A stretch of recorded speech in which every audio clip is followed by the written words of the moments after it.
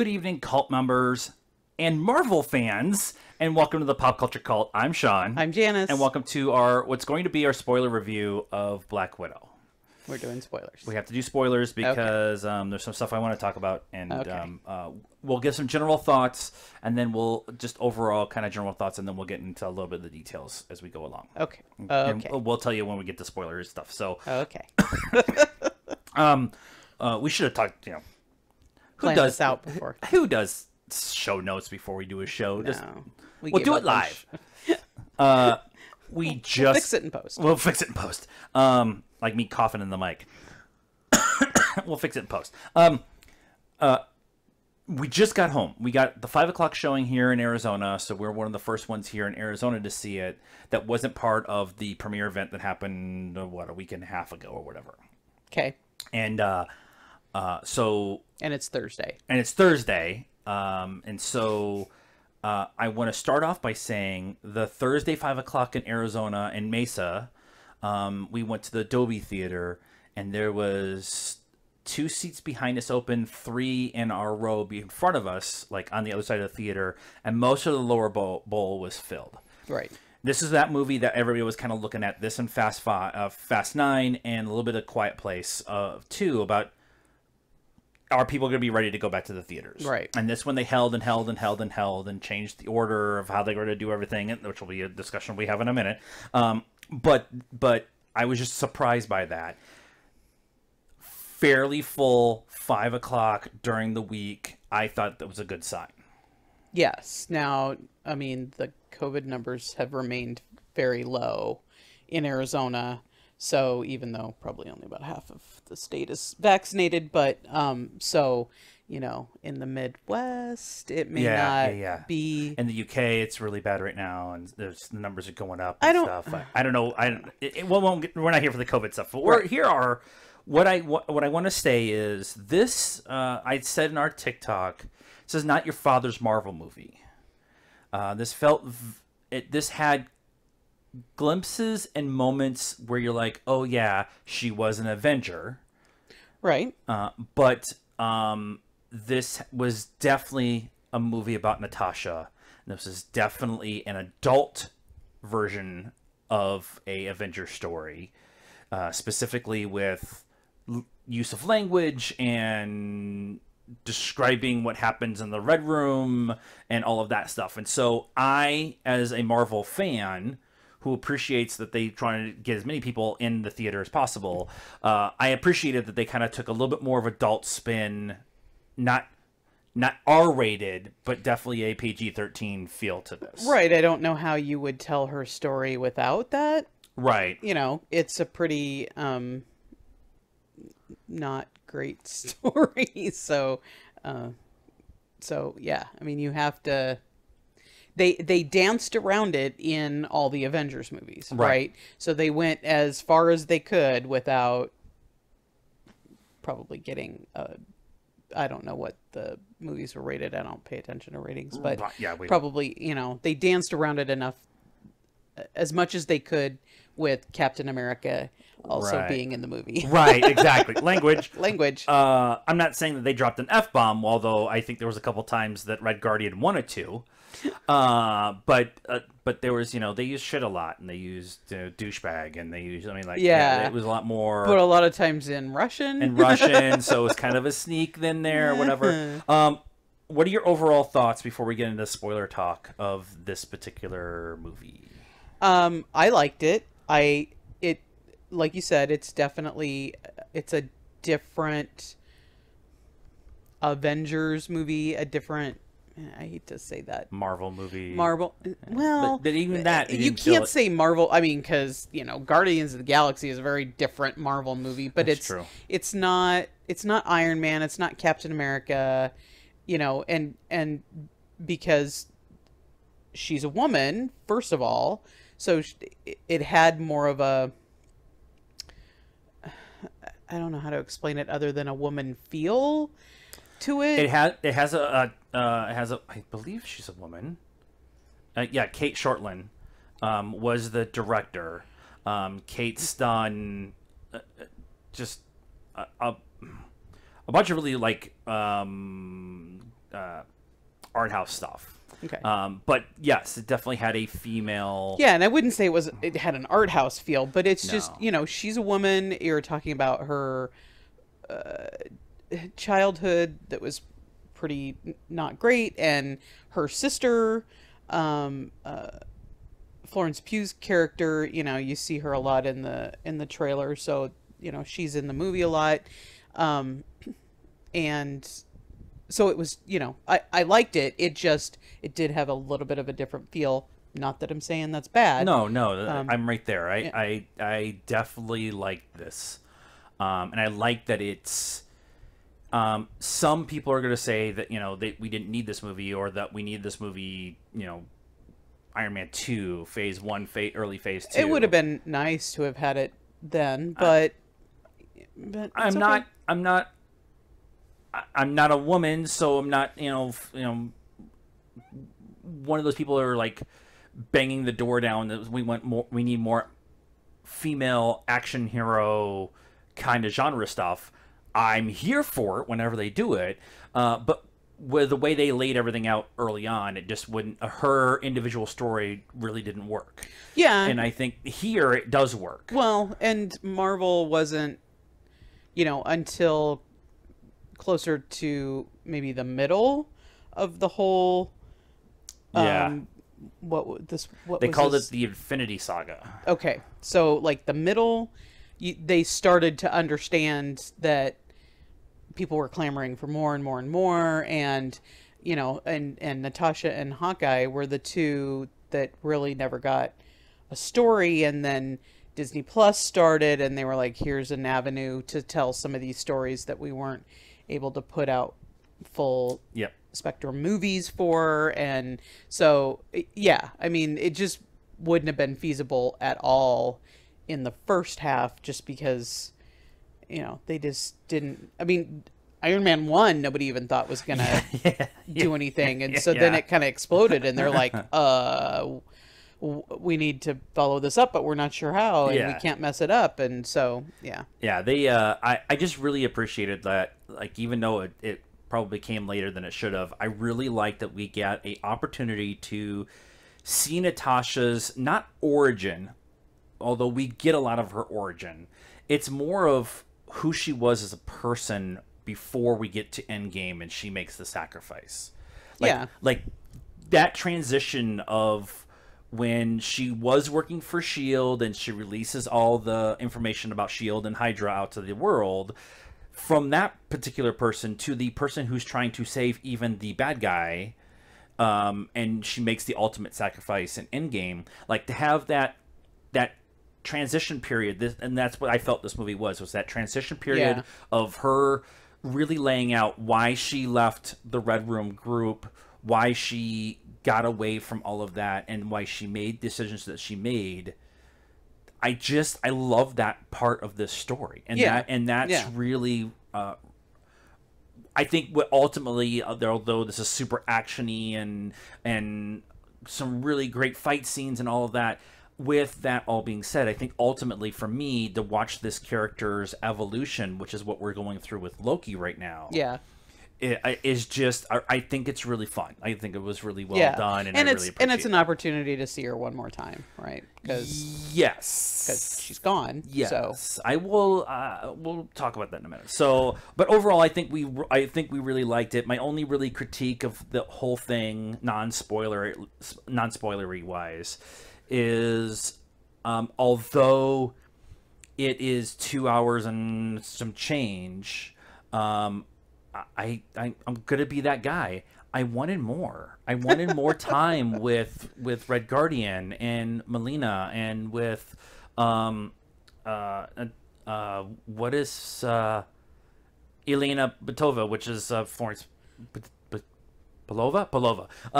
It's an L, not a T. I wanted more time with them, because I've had so much time with Natasha. Yeah. And so it's like a stupid critique. This is her movie. You're learning about them, but I would like to spend more time with them.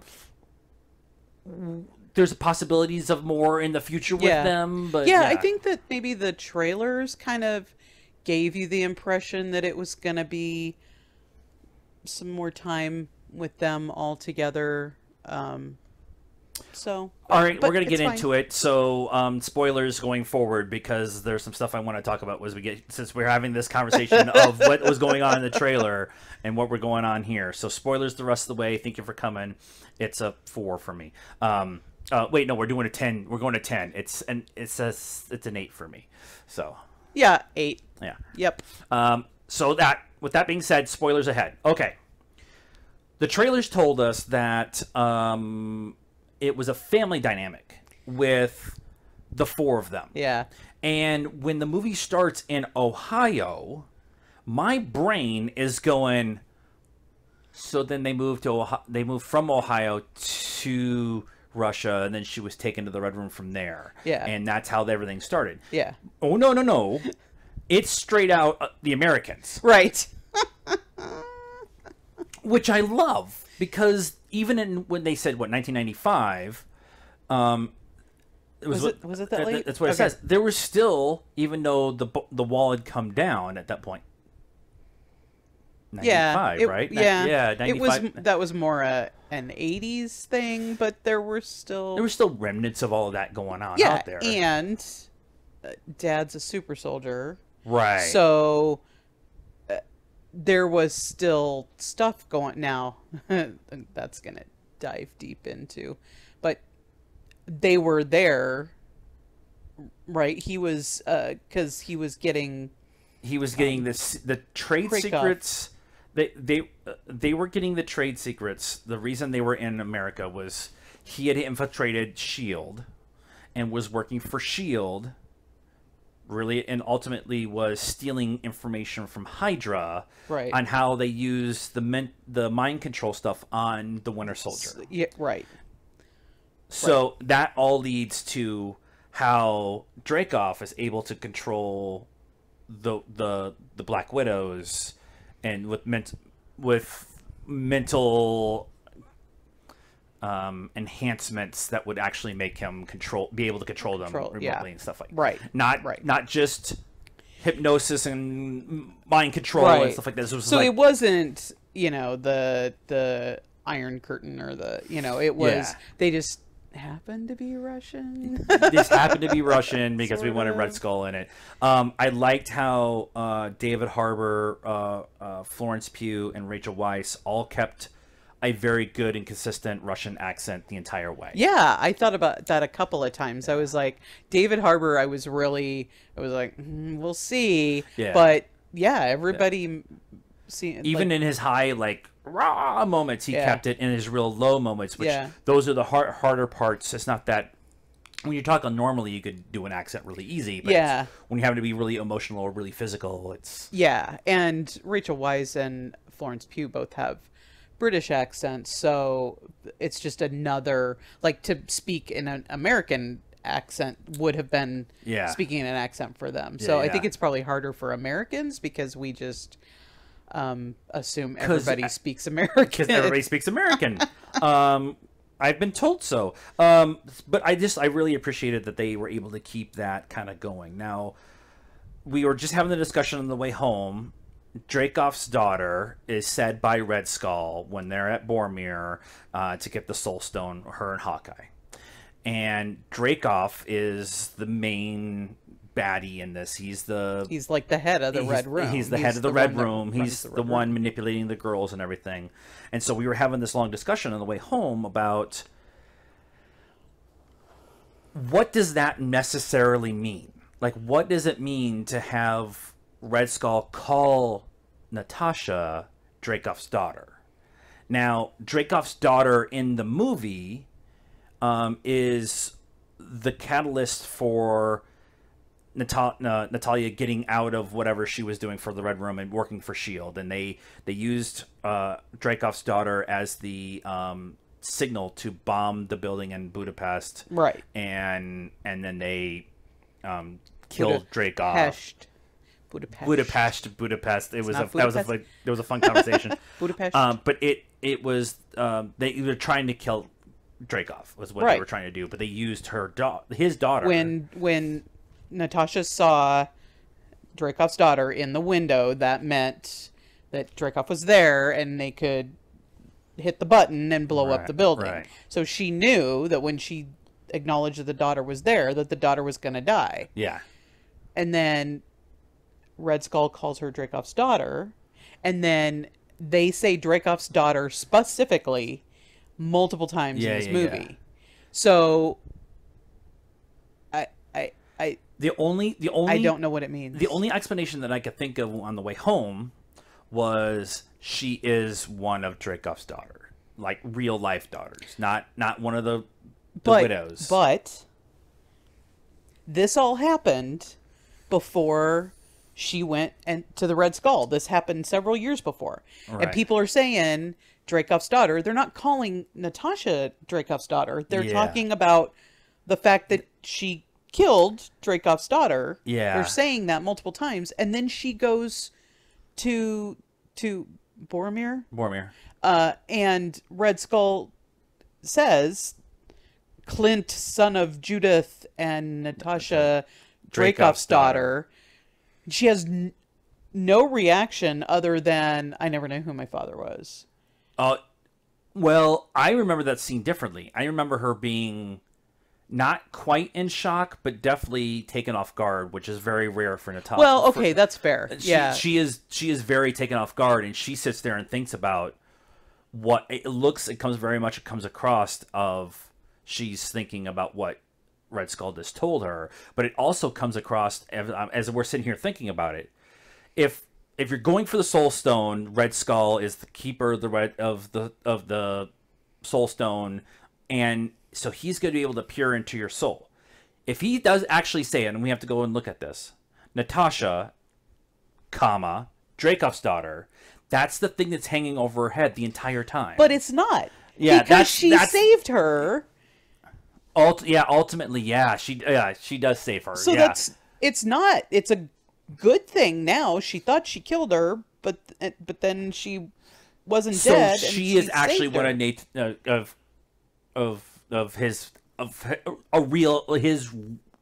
she never knew her mother and she never knew her father is one of the things she says. So if he is actually real father, no, because Mina, what is her name?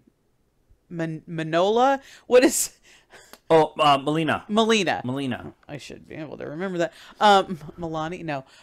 Melina says she was basically kidnapped. Yeah, she does say that. She was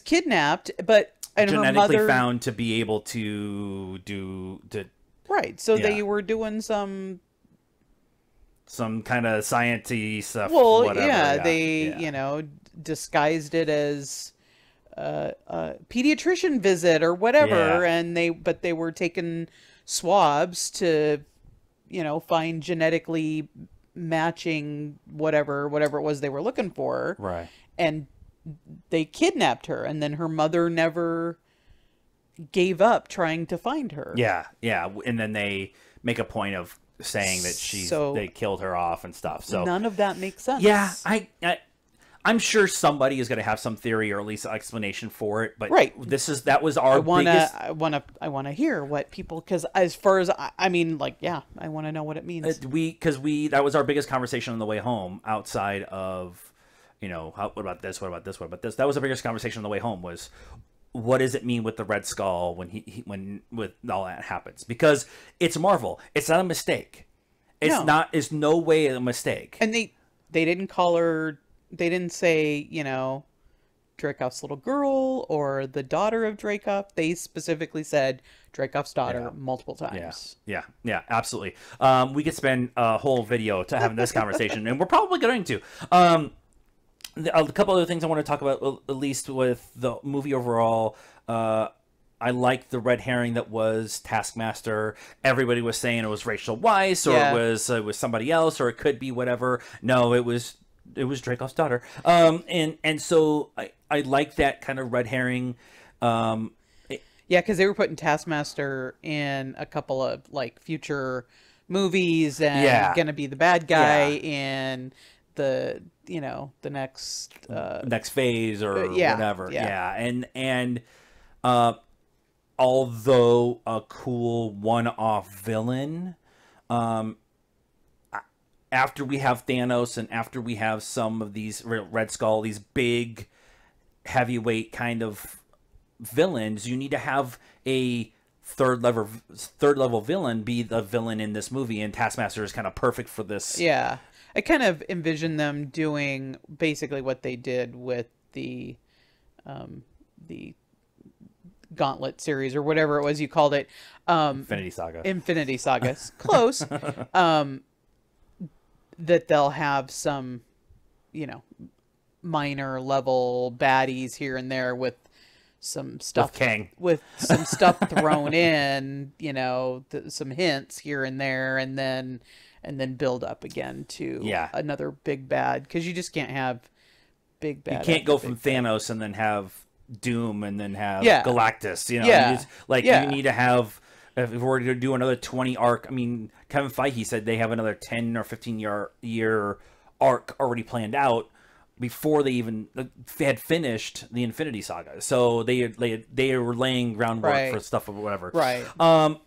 The action scenes, it's a super actiony movie. Some people have been saying this is very much has Civil War stuff to it because of the espionage to it a little bit. Yeah. Which is fair, which is a fair criticism. She's a spy. She's a spy, so she uses her spy craft multiple times, especially in the scene where the big climactic fight is her using her abilities like she does versus Loki on the helicarrier, where she just she convinces the bad guy to tell her what the plan is. Yeah, it's very Bondy. Yeah, and so that whole thing, the whole mission is very Bondy. It's the whole mission is very Bondy with the secret base in the sky. Yeah. And I'm surprised it wasn't in a volcano, But it's Marvel. It's in the sky. It's in the sky because the aircraft carriers fly in the sky. Yeah, everything's that's why they're called aircraft carriers.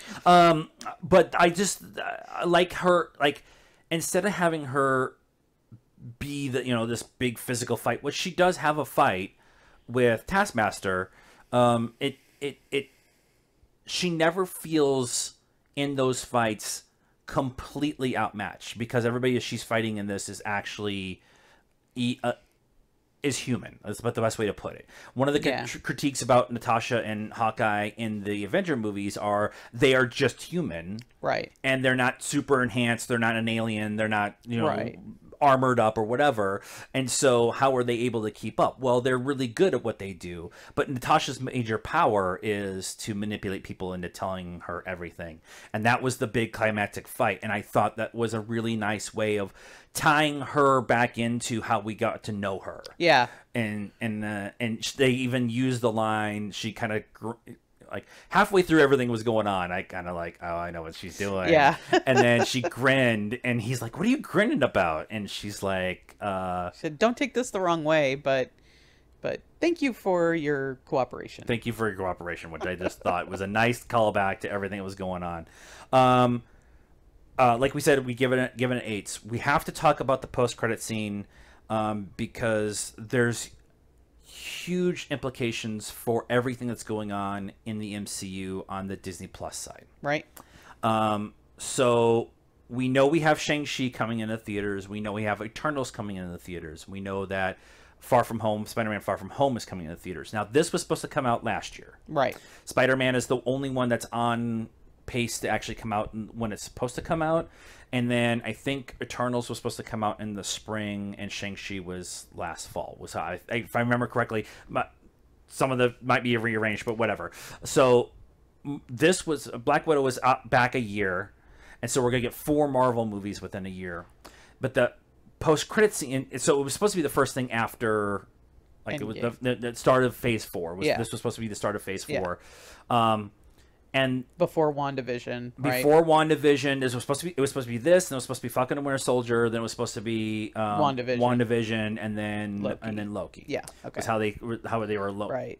laying it all out. So the post-credit scene is Elena going to Natasha's gravesite under a tree with pink flowers that Dracoff talks about where they put her mom. So there's this, and she's kind of cleaning the gravesite, and she does the whistle that she would always get a reply from, and there's no reply. If there was a reply and it was going to be Natalia, I was going to be Natasha. I was going to be like, "Are you killing me? Like, you can't do that to me." Yeah. You can't do that multiverse version yet at this point in time. But with her standing there, somebody walks up next to her and is blowing their nose, and it's Baroness Valentina from Falcon and Winter Soldier, Right. And they have a conversation back and forth of, I'm on vacation. I was told I was not going to be bothered when I was on vacation. Yeah. And Valentina was saying, I'm just here paying my respect. I'm also just dropping off your next assignment. Right. So they're working together already. Yep. And yeah, because she said she wanted a raise, and she said, well, you'll earn it with this one or something. Yeah, and don't we all, I think, too, yeah. is what was mentioned. And she pulls out a tablet and she says, here's your next target. So now she's directing her into where, targets to eliminate. Right. Just said targets, not eliminated, not whatever, but the comment of... No, she says, wouldn't you like to eliminate the man who got your sister killed? Yes, and it's Barton. Right. So... Okay. I'm still trying to unpack all of this because Valentina in the comics, although works for Hydra, it's undercover for a while. She is an agent, a higher upper agent of S.H.I.E.L.D. She collects a team that actually does the dirty work. Right. She already has... This was supposed to be first, and then they were supposed to have her come in and take and work her way into getting U.S. agent. That's how it was supposed to go. Right. We're getting it first. It works out. It works out. So she's got U.S. agent. She's got Elena. And they're going after Barton. Right. And the Hawkeye series is coming, which I think is either end of this year or first of next year. Yep. Which will introduce his daughter. It's not her. It's his replacement. It's what it is. Okay. And that way, Jeremy Renner can go do other things. Right. But there's this thing that's being laid out in front of us right now. We got what Valentina is doing with these characters who are not afraid to get dirty and work in the gray. Not necessarily Avenger stuff, but do good stuff, but work in the gray. But it's obviously working for somebody. She's obviously working for somebody, whatever. You have Ross over here in the corner, Thunderbolt Ross, with the Thunderbolts, which could be who she's working for. And you have this elite team of people who are doing stuff for Ross because he wanted the super soldier serum. Serum. And so you have that whole thing being laid out. Oh, by the way... We still have Shang-Chi coming. Where does he lay in any of this? Right. You have the Eternals. They're going to do all the cosmic stuff and deal with all that, whatever. Yeah, this is going to be the Earthbound stuff. And they've been laying out the Young Avengers everywhere. We just got the Young Avengers in one of the Young Avengers in the Loki series, and they gave us Patriot and Falcon and Winter Soldier, and they gave us Billy and Tommy in one. So and we got Stature in Endgame. Like, so they're laying all these Easter eggs and things. This one, though, I knew that they were going to do some kind of funeral scene. Yeah. And that I knew they had to have some funeral scene. Everybody had a hissy fit, and Natasha didn't get a funeral scene, and blah, blah, blah, blah, blah, blah, blah, blah, blah. Whatever. She did. Watch the goddamn movie one more time. But she gets a funeral scene here. I knew that was coming, but when you introduce Valentina, it just changes everything. And I'm here for it, but I have many questions about that with the Red Skull stuff. Yeah. Yeah. So I guess that's what I wanted to talk about. Anything else? There's a ton of stuff in this movie. Yes. Yep. Nope. That's it. That's it for this round. I'm sure we'll have more stuff later. That is our thoughts and initial reaction for Black Widow, out now in theaters. If you are comfortable, go and see this in a theater. and let us know what you thought of this reaction and the movie itself in the comments down below. Please like this video, subscribe to the channel, hit the bell for notifications, and follow us on all the social media stuff, Facebook, Instagram, Twitter, and TikTok. And until next time, cult members, good afternoon, good evening, and good night.